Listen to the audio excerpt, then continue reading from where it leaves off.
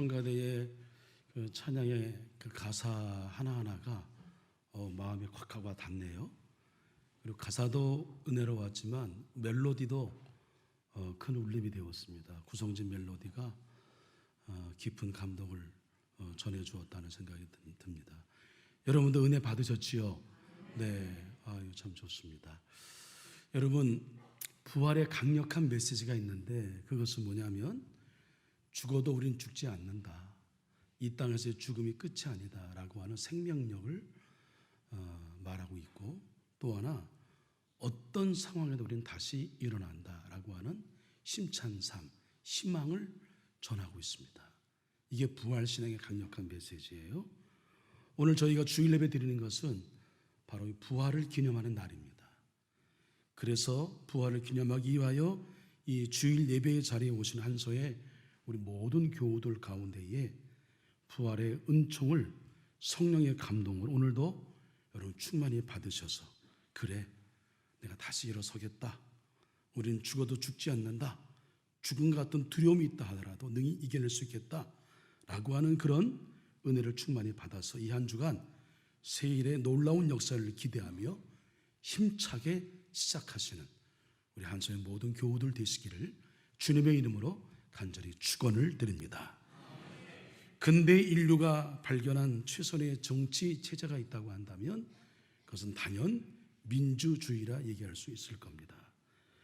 근대 이후를 살아온 우리는 민주주의 원리를 따라서 다수의 선택이 언제나 정의라고 하는 견해를 우리는 자연스럽게 갖게 되었습니다. 이게 맞는 거죠. 몇 사람의 생각보다는 많은 사람의 생각이 옳다면 그 길을 택하는 것이 민주주의의 원리인 것입니다. 그러나 중요한 건 코페르니쿠스의 지동설을 여러분 생각해 보시기 바랍니다. 그가 이 이론을 내놓기 전까지 인류의 대다수는 전혀 의심 없이 지구는 아주 평평한 땅이다, 지구 끝까지 가게 되면 반드시 낭떠러지기를 만나게 될 것이고 우린 추락하게 될 것이라 이렇게 믿어왔습니다. 또한 지구를 중심으로 모든 천체들이 이렇게 움직인다고 믿어 의심치 않았죠.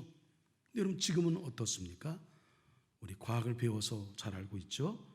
그 당시 대다수가 생각했던 이론은 잘못된 것으로 판명이 되었습니다.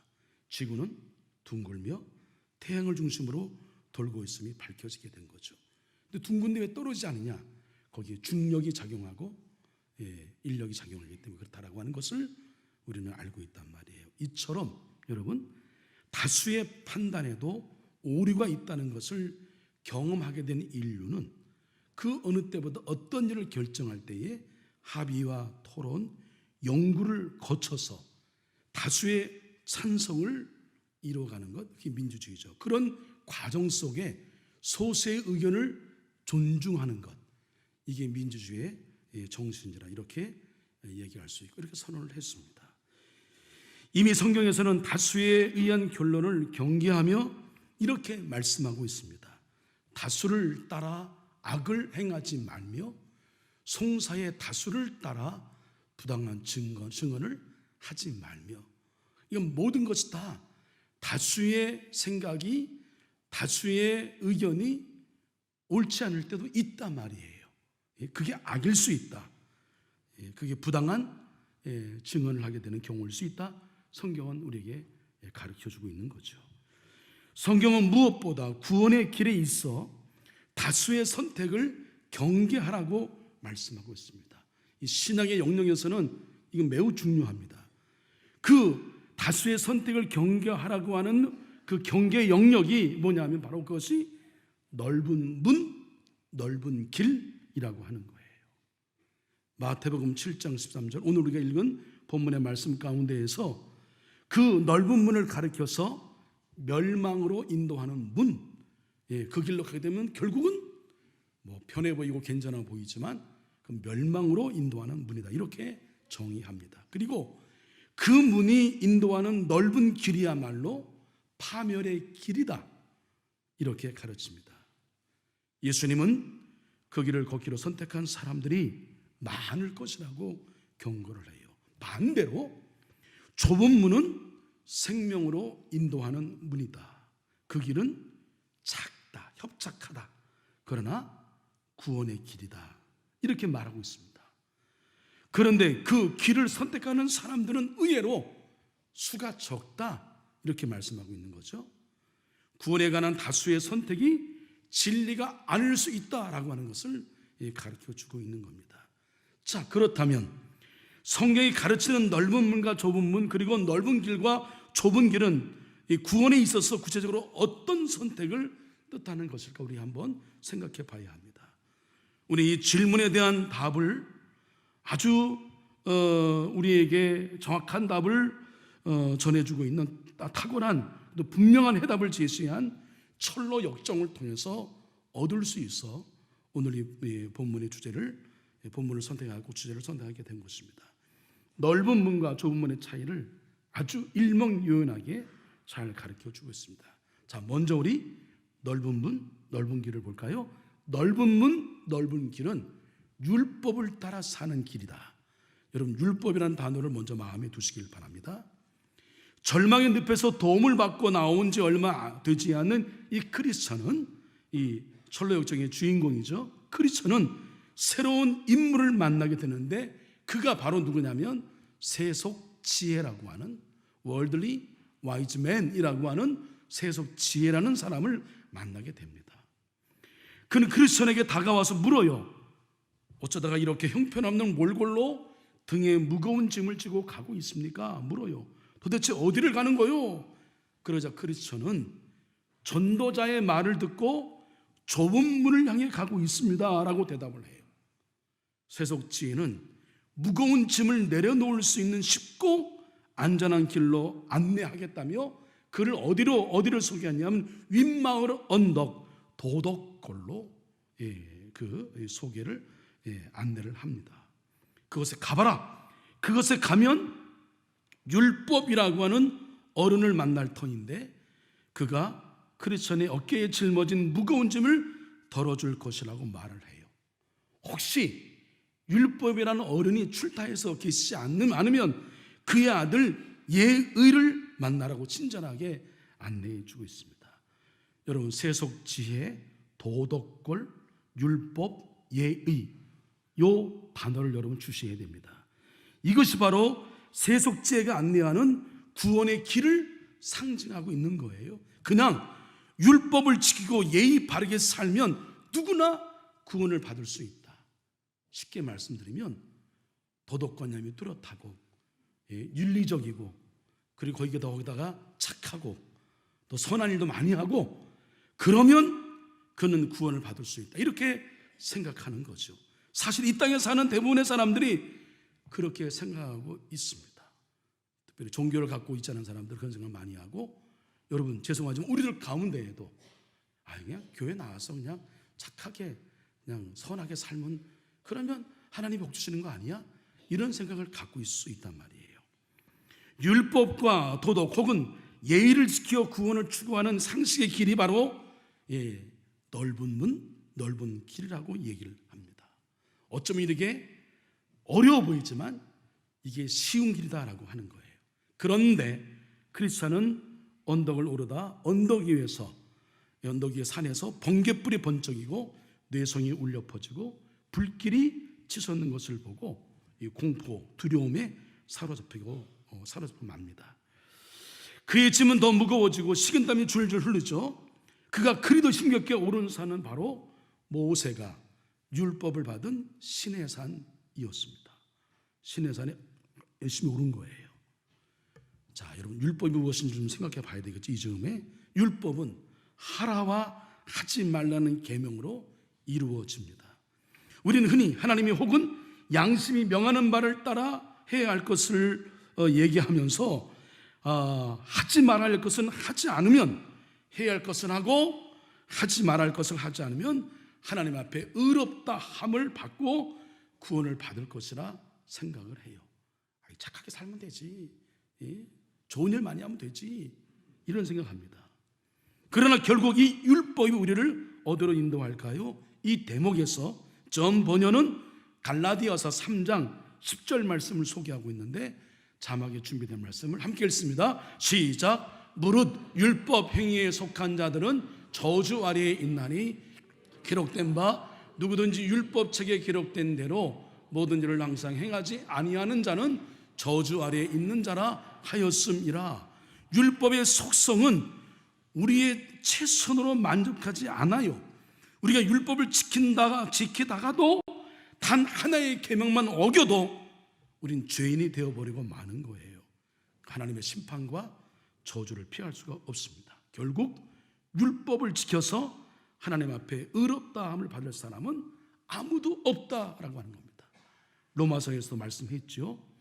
율법은 우리에게 도덕적인 표준을 제시하는 거룩한 하나님의 원칙이지만 그 주어진 의도와 다르게 우리를 저주의 길로 안내하고 만다는 거죠. 자, 좀 더 여러분 설명이 필요할 텐데요. 이런 율법의 속성을 흥미로운 비유로 이야기한 책이 있는데 그 책이 앤드류 팔리라고 하는 사람이 쓴 복음에 더할 것은 없다. 복음 하나로 족하다. 뭐 그런 뜻이죠. 이 저자는 이 책에서 율법을 뭐라고 규정했냐면 만족을 모르는 배우자로 그렇게 비유하고 있습니다. 여기 주인공, 이 책 속의 주인공 데이비드와 셀리라고 하는 사람인데 두 사람은 부부예요. 결혼한 지 9년째 되었습니다. 처음 몇 년간은 남편 데이비드는 완벽한 아내를 만났다는 기쁨으로 가정생활, 부부생활이 너무 아주 행복해서 천국생활을 누리는 것만 같았습니다. 그런데 점점 완벽주의자 아내는 남편인 데이비드 안에서 이 작업해야 할 손댈 그런 결점들이 많다는 것을 발견하고 그가 고쳐야 할 리스트업합니다. 쭉 만들었어요. 그를 변화시킬 완벽한 계획을 세우고 날마다 그가 행할 바를 요구하게 되었습니다. 이거 해라, 이거 하지 마라, 이거는 안 된다. 그러나 그가 변화를 보이지 못하자 아내는 결국 이혼을 거론하며 이거 안 하면 이혼할 수도 있어 경고합니다. 아내는 배우자의 게으른 습관과 적은 수익까지 불평을 하지요. 남들을 봐요. 그들은 인생 매표가 뚜렷하고 옆집에 저 남편을 봐요.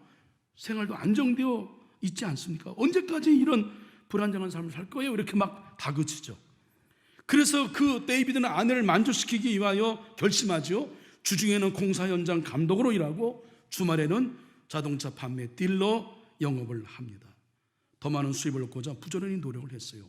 하지만 아내의 높은 욕구를 만족시킬 수는 없었어요. 그는 아내 앞에서는 언제나 주눅이 들고 아내의 기준에 미칠 수 없다는 자괴감과 죄책감이 짐이 되어서 그런 늘 살았습니다. 결국 아내는 그의 앞에 이혼 서류를 내밀고 맙니다. 저자가 하고 싶은 이야기가 있었겠죠. 저자는 이 이야기에서 율법에 속한 사람 마치 완벽주의자인 배우자와 결혼한 사람과 같다고 말하고 있는 거예요. 늘 배우자에게 이혼당할지 모른다는 불안과 두려움으로 살고 있어요. 나는 예수를 믿지는 않지만 내 양심을 따라 산다, 이런 얘기 많이 하잖아요. 이렇게 말하는 세상 사람들 결국 양심의 율법에 속한 자로 사는 거죠.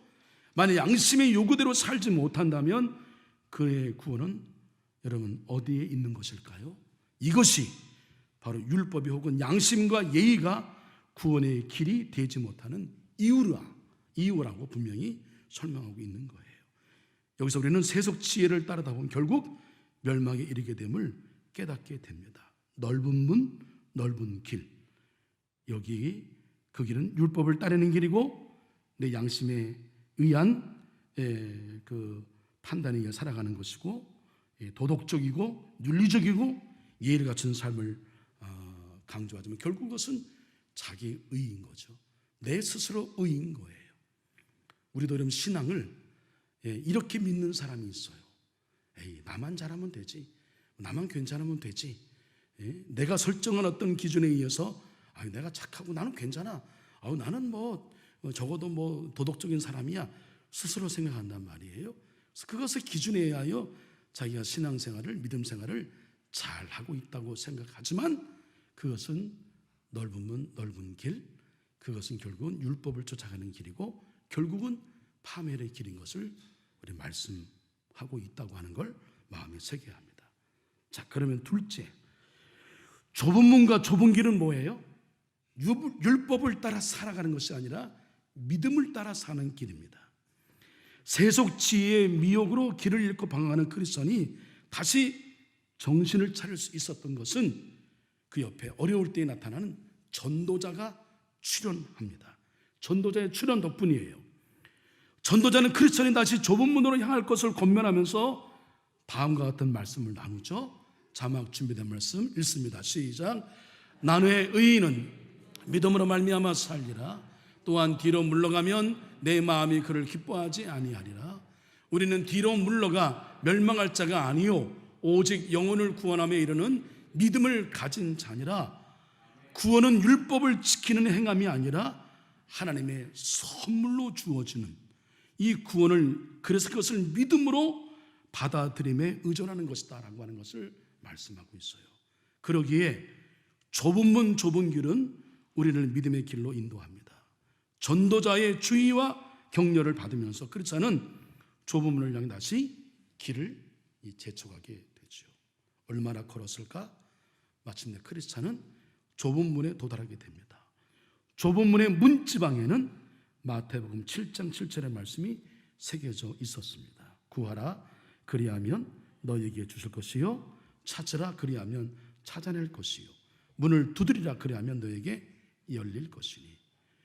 구원은 우리가 행하는 무엇에 의존하는 것이 아니요 하나님의 선물이다. 그러나 이 구원은 여전히 구원의 길을 찾고 구원의 문을 두드리는 자에게 주어지도록 예비된 하늘의 선물이다. 문을 두드리는 자체가 바로 믿음의 표현이기 때문에 그런 거죠. 너희는 그 은혜에 의하여 믿음으로 말미암아 구원을 받았으니 이것은 너희에게서 난 것이 아니요 하나님의 선물이라 이렇게 말씀하고 있습니다. 크리스천이 주저하며 좁은 문을 두드리는 순간 선의라는 사람이 문을 열며 묻습니다. 전도자가 도와주고 여기엔 굿윌 선의를 갖고 있는 사람이 묻죠. 누구를 찾아오셨나요? 예, 저는 멸망의 도시를 떠나 시온산으로 가는 길입니다. 저 같은 죄인을 받아주시는 건가요? 이렇게 묻죠. 크리스찬이 그 말을 하자 선의가 온 마음을 다해서 환영한다고 말하면서 요한복음 6장 37절의 말씀을 들려줍니다. 아버지께서 내게 주시는 자는 다 내게로 올 것이요 내게 오는 자는 내가 결코 내쫓지 아니하리라. 선의는 다시 그 문 안으로 그를 잡아당기며 말을 하죠. 안으로 더 들어오시지요. 이 문에서 좀 떨어진 바알세불의 성체가 있는데 거기서는 이 문을 지나가는 순례자들을 막아보려고 화살을 쏘아댄답니다. 하지만 안심하세요. 이제 저 앞에 보이는 좁지만 고든 길로 가시면 됩니다. 우리의 믿음의 선조들이 닦아놓은 길이지요. 여러분 무슨 의미예요? 마귀는 끊임없이 우리 그리스도인들이 좁은 문을 통과하여 좁은 길로 생명의 길로 가지 못하도록 방해하고 있다라고 하는 거죠.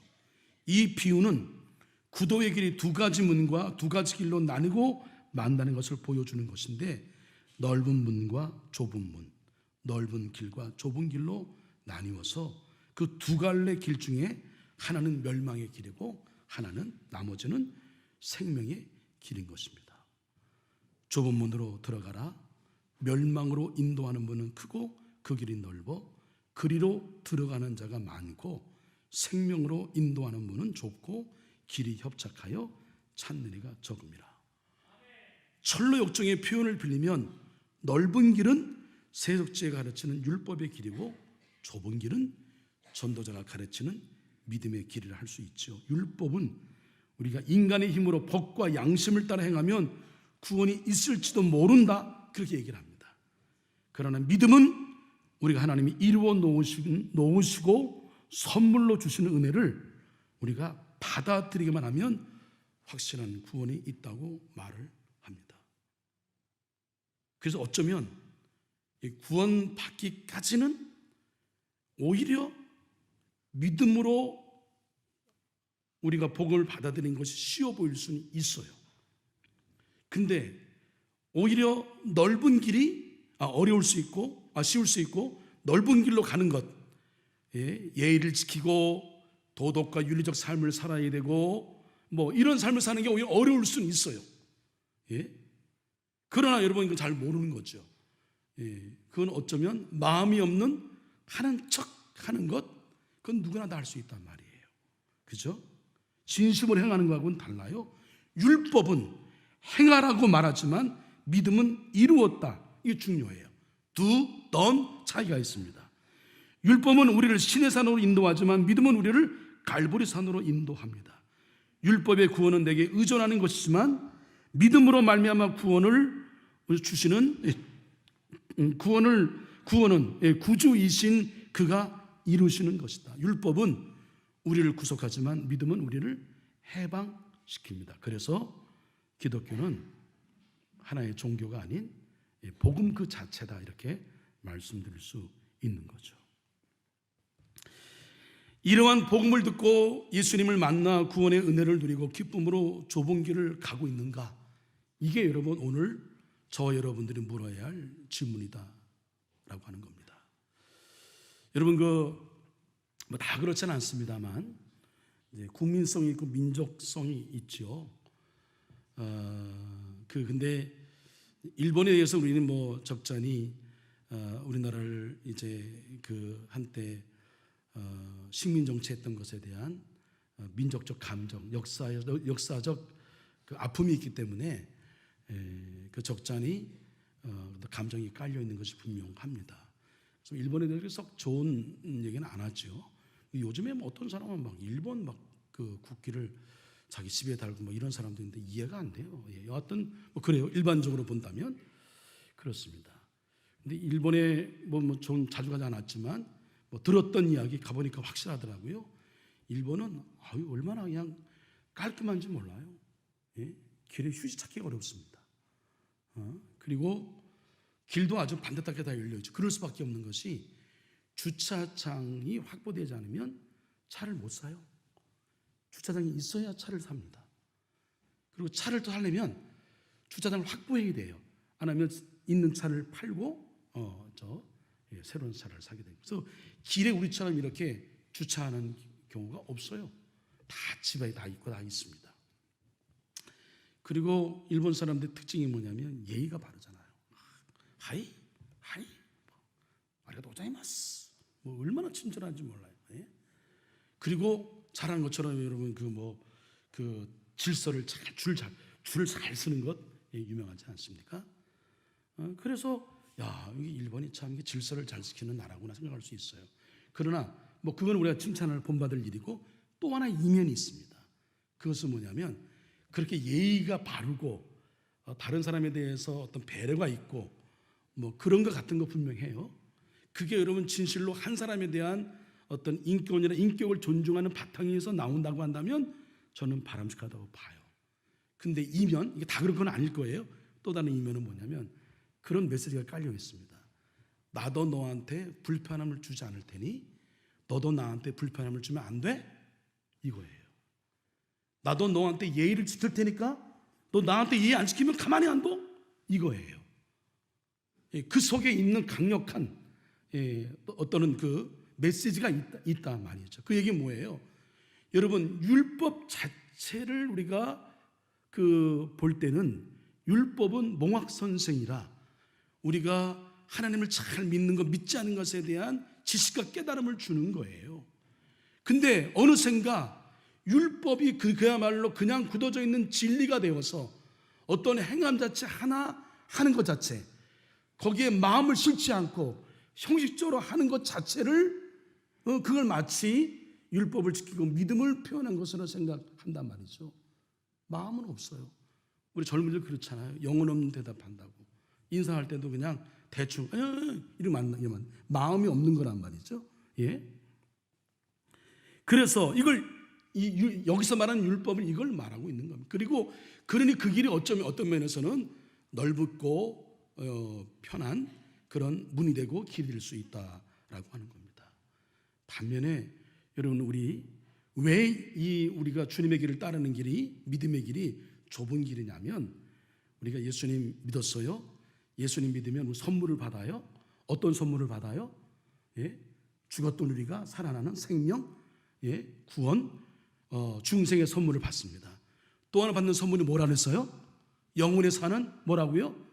영생의 선물을 받습니다. 우린 예수님을 내 주님으로 고백하는 순간 하나님 우리에게 엄청난 선물 두 가지를 주셨는데, 그게 뭐예요? 죽었던 우리가 살아났어요. 우리는 지옥 안 가요. 우리는 어디 가요? 천국 가요. 예? 그리고 천국에서 영원히 살아요. 영생. 그리고 심지어 하나님이 우리의 아빠야. 하나님은 우리 아빠, 아버지라고 부를 수 있는 특권을, 자녀의 특권을 주셨어요. 예? 근데 우리는 그런 자격이 있어서 구원받는 게 아닌 것을 말씀드렸잖아요. 자격이 없으나 하나님께서 몇 번 우리에게 프로포즈해 오셨는데 인간이 말을 안 들어. 그래서 하나님이 하는 수 없이 당신의 사랑에 스스로져서 인간들을 살리기 위하여 하나님이 아끼셨던 독생자 예수 그리스도를 이 땅에 보내주셨고, 예수 그리스도를 어린 양의 제물로 삼아서 우리가 마땅히 져야 될, 책임져야 될 그 죄값을 예수님이 다 십자가상에 죽으심으로 갚아주셔서 우리가 살게 되었어요. 우리의 공로 아니에요. 할렐루야. 우리가 잘나서가 아닌 거 알잖아요. 그렇죠? 우리가 어느 정도 그 정도 할 만한 도덕적 인간이 되고 윤리적 인간이 되어서 그 정도 점수를 우리가 딸 수 있어 된 것이 아니라 다 미달이에요. 근데 한 가지 조건, 이 사실만 받아들여. 그냥 마음으로 믿어. 입으로 시인해. 그러면 합격해 줄게. 이게 여러분 복음 아니겠어요? 이것으로 우리가 구원받았어요. 그래서 우리가 예수 믿지만 우리가 변했어요? 여러분, 나 스스로 한번 보세요. 내 안에 숨겨져 있는 나의 죄성들, 나의 부끄러운 면면들, 나도 어찌할 수 없는 어릴 때부터 형성되고 있는 나의 쓴뿌리들, 나의 숨은 아이로 인한 나의 이상한 성격, 예? 나의 아집, 이런 것들 우리 안에 여전히 있단 말이에요. 고치기 어려워요. 이거 평생 고치기 어려운 것들입니다. 그런 면에서 사람은 변하지 않는다, 이런 얘기 하는 거예요. 머리 검은 짐승은 고쳐 쓰는 게 아니라고 그렇게 얘기하지 않았습니까? 쉽지 않다는 얘기잖아요. 그게 우리 죄성이기 때문에 그래요. 목회하고 살아보니까 사람 변하는 거 정말 어려워. 하나님의 전적인 은혜가 아니고는, 우리 변했다 하더라도 변한 척인 거예요. 어떤 면에서 보면 진심 어린 변화가 아니란 말이에요. 그걸 나도 알아. 근데 그걸 어찌할 수 없어. 그래서 이걸 인정하기 싫으니까 자꾸만 남의 탓을 내. 너 때문이야, 너 때문이야, 누구 때문이야, 교회 때문이야, 목사 때문이야, 이렇게 여러분 핑계를 한단 말이죠. 사실은 자신이 문제인데, 우린 그런 존재란 말이에요. 그래서 성령의 도우심이 필요하고 하나님의 은혜가 필요한 겁니다. 할렐루야. 날마다 베푸시는 하나님의 은혜가 아니고는, 날마다 죽노라고 고백하는 사도 바울의 고백이 아니고는 우리가 점점 성화되고 영화되는 변화된 삶을 살기가 어려워요. 그래서 우리가 오늘 주일 예배를 드리는 거예요. 우리가 새벽에 와서 여러분 머리 숙이고 고개 숙이고 무릎 꿇어 눈물 뿌려 기도하는 거예요. 밤에 금요 늦은 밤 심야 기도 나와서 가슴을 치며 나의 죄성에 대해 부끄러움을 안고 하나님의 말씀을 살고자 하는 거룩한 열망으로 부르짖는 거예요. 우리 안에 이런 갈망이 있기 때문에, 그죠? 근데요, 이게 쉬워요? 어렵죠? 왜 그런 줄 아세요? 예수님이 우리에게 보여주신, 예수님 믿어, 예수님이 내 주인 되신 삶을 살기 위해서는 여러분 내가 죽어야 돼. 할렐루야. 내가 손해봐야 돼. 내가 때로는 여러분 희생을 감수해야 돼요. 내가 때로는 욕을 먹어야 돼. 내가 때로는 여러분들 섬기는 자리에 있어야 된단 말이에요. 예? 근데 우리는 이거 싫어하잖아요. 대우받기를 좋아하고 인정받기를 좋아하고 잘한다 그러고 할렐루야 축복받았네요 얘기하고, 그거 진짜 복이 아니라고 얘기해도 인정하지 않고 그렇게 얘기하는 목사만 서운하고, 성경에서 말씀하시는 복이 분명히 있는데 잘못된 복을 복으로 생각해서 살아가는 그 영혼을 향하여 정말 가슴에서 우러나오는 외침을 강단에서 전함에도 불구하고 우리 여러분 마음속에 불편한 마음만 크잖아. 반항하잖아요. 예? 네가 틀렸다고 얘기하잖아요. 하나님 말씀이 틀렸다고 얘기하잖아요. 심지어 우리가 그런 존재. 이걸 우리가 내려놓는 일이 쉬워요? 불편해요. 예? 거북해요. 부담스러워요. 그냥 안 가려고 하잖아요. 이게 좁은 길이에요. 그러나 이 좁은 길이 여러분의 영혼을 살려요. 여러분에게 진정한 자유를 줍니다. 진정한 평안을 줍니다. 진정한 축복을 주는 거예요. 성경에서 약속한 말씀이 이거예요. 그래서 이 길이 좁은 길, 좁은 문이지만 이 길이 생명의 길인 거예요. 이 길이 구원의 길인 거예요. 이 길이 축복의 길인 거예요. 예? 제가 한석교회 담임 목사로서 원고에 없는 내용인데 제가 중심을 다해서 여러분 말씀을 드리는 겁니다. 우리 넓은 문 넓은 길 해서 사람들한테 인기가 존경받고 괜찮아요. 여러분 이거 생각하지 말고 사도 바울이 뭐라 그랬어요? 나와 함께 영광을 받자 했습니까? 뭐라 그랬어요? 나와 함께 고난을 받자. 나와 함께 십자가 지자. 나와 함께 죽자. 그게 여러분 좁은 길, 좁은 문으로 가는 거예요. 근데 우리는 여러분 죽어요. 예? 그거 하나 내 자존심만 알랑한 자존심만 여러분 관리 못해서 그냥 마음에 분을 품고 어떻게 하든 이걸 만회하려고 하고 복수하려고 하고 이게 어려운 길이죠. 예? 조금만 서운해 있으면 서운한 마음 때문에 본질을 빼앗기고 여러분 이제 우리 그런 거 여러분 우리 다 좀 정리하고 졸업했으면 좋겠어요. 여기서 여러분 끝을 저와 함께 선언하기를 주님의 이름을 간절히 부탁을 드립니다. 이제 우리 진짜 예수의 길을 따르자고요. 예수님의 길을 걷자고요. 그 길로 인하여 주시는 여러분 영적 기쁨을 여러분 알아요? 내가 내 거 다 드렸는데, 내가 손에 맞는데, 내가 헌신하고, 내가 죽어주고, 내가 주변의 사람들에게 바보여 멍청이 소리를 들어도 주님이 그 길을 가라 하시고 참으라 하시면 참아서 가는 길에 그 길을 걸어가는 자에게 주어지는 여러분 비아돌로사 비통의 길, 순환의 길, 고통의 길을 십자가 지고 걸어가시는 예수님의 고통 배후에 그의 마음속에 하나님께서 명령하신 뜻을 이루는 것에 대한 영적 기쁨, 영적 희열, 십자가에 지는 기쁨을 여러분 아시냔 말이에요. 우린 그거를 받아야 되는 거예요. 그러니까 주님의 길은 여러분 내가 손해보는 길이 되니까 내가 대우받는 길이 아니에요. 내가 높임받는 길이 아니에요. 내가 겸손히 낮아지는 길이죠. 이걸 누가 하려고 그래요? 안 하죠. 근데 그 길이 생명의 길인 거예요. 그 길이 구원의 길이고 그 길이 예수의 길입니다. 그 길이 순례자의 길이에요. 우리 그 길을 걸어가는 저와 여러분, 오늘 지금까지 우리가 어떻게 살아왔든지 간에 우리 그렇게 살기를 결단하는, 제발 여러분 교회를 통해서 뭘 얻고자 하는 마음을 갖지 마세요. 그거 안 되면 실망하는 거야. 기대가 차지 않으면 그래서 여러분 속상한 거야. 여러분 교회는 내가 이걸 때 무엇은 어떤 이익을 얻고자 하는 여러분 그 공동체가 아니에요. 다른 데는 그렇게 하세요. 교회는 내가 손해보는 곳이에요. 내가 섬기는 곳이에요. 내가 작아지는 곳이에요. 내가 겸손해지는 것이에요. 이게 교회입니다. 이 교회 공동체예요.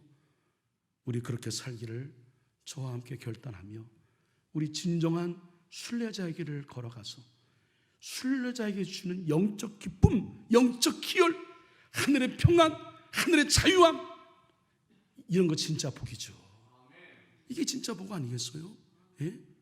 그러면 그런 복이 내 가운데 느껴지면 뭐 눈앞에 보이는 환경이 어떠하든 여러분 그거 큰 의미가 없는 거예요. 넘어설 수 있는 거예요. 그 길이 만만치 않은 길이지만 그 길이 좁은 길이에요. 그래 좁은 문이에요. 여러분 성지순례 다녀오면 계시지만 예수님 태어나신 그 베들레헴 기념하는 그 이제 성전은 이제 기념교회 가게 되면 원래는 큰 문이었는데 이제 뭐 전쟁에 이어 뭐 이것 때문에 문을 좁게 만들었어요. 작게 만들었어요. 그래서 머리를 반드시 숙여야만 들어가요. 그 문을 가리켜서 뭐라 그래요? 겸손의 문 이렇게 얘기합니다. 예? 우리 예배 교회 들어올 때마다 겸손의 문을 통과한다는 마음으로 예배 시간에 들어오면 좋겠어요. 낮은 마음으로. 그게 예수의 길입니다. 우리 그 길을 걷고자 그렇게 우리 더 노력하고 더 기도하고 더 우리가 힘쓰고 애쓰는 저와 여러분, 저도 그렇게 하도록 더 노력을 하겠습니다. 저와 함께 더불어 우리 그렇게 살기를 애쓰는 한소의 모든 성도님 되시기를 주님의 이름으로 간절히 축원합니다. 하나님, 우리에게 구원이라는 엄청난 선물을 주셔서 감사합니다. 하나님, 우리가 순례자로 살게 하시니 더더욱 감사합니다. 율법의 길, 넓은 길이 아닌 믿음의 길, 좁은 길, 순례자의 길을 묵묵히 걸어가게 하여 주시옵소서. 그래서 모두 천성에 이르게 하여 주시옵소서. 예수님의 이름으로 기도합니다. 아멘.